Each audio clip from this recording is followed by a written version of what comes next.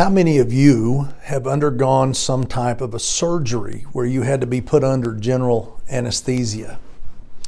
If you have, chances are, without your knowledge, that you were put on a ventilator because they paralyzed you to where you couldn't breathe on your own. It is as vulnerable as you've ever been in your life, including before your birth, the moment of your birth, and every point in between.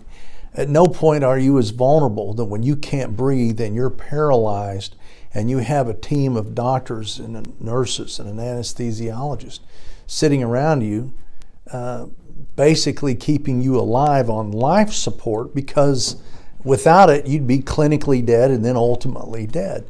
So it is extremely vulnerable.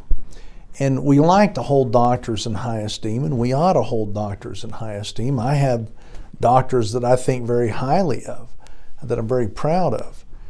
But when a person is that vulnerable and they can't breathe on their own, and they can't move, and they can't say, ow, that hurts, or that's not right, or something's wrong, and you end up being injured in the process, you need to consider the vulnerability of your client if you consider taking medical malpractice cases or medical negligence cases. And as I've said in the past, avoid the terminology.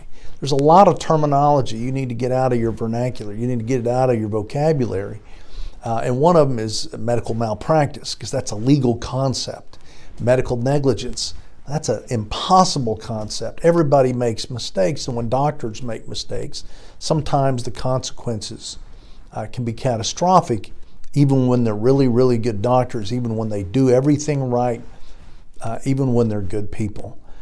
But a medical betrayal is something completely different. And if you have a medical betrayal, you need to cling to that and understand that when your client or your client's spouse, who may be deceased, or their loved one who may be permanently injured or deceased, that when they are put under and they are put in a coma and they can't breathe and they're put on life support, even for some of the most minor surgeries, that is a very, very vulnerable position for any person to be in.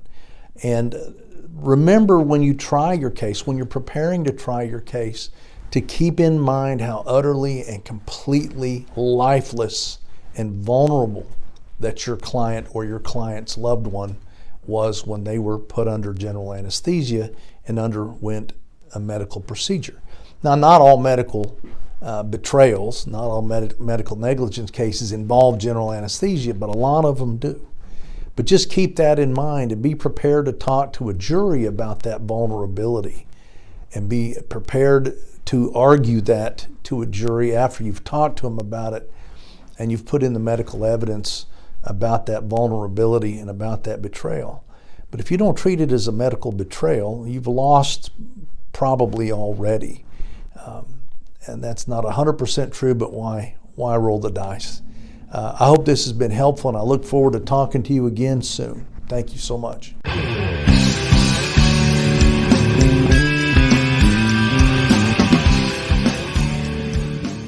You know, one of the many things I learned as a district judge in 9 years is that virtually every lawyer comes to my courtroom for the same reason. That is, they believe they have a client who deserves justice. I'm retired District Judge Ken Adair, and I want to help you become a better trial lawyer for your client. So subscribe to my channel for winning jury trial strategies, or go to Trial.Win to learn more about my first chair, co-counsel, and focus group services.